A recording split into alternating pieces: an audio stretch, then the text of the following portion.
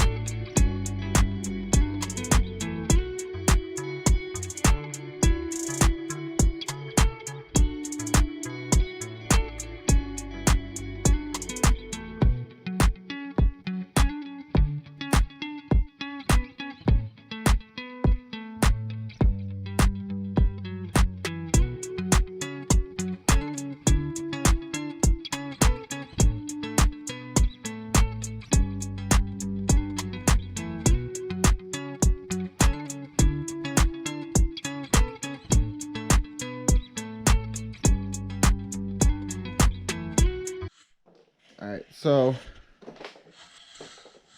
there's not much I can really do because, like, a lot of that's for the G6, and we don't know what we're doing with it right now.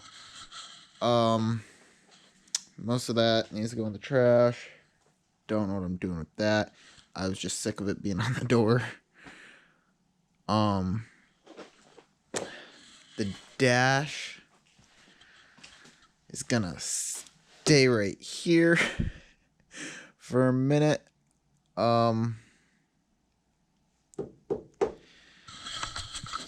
Nothing really I can do in the Miata right now.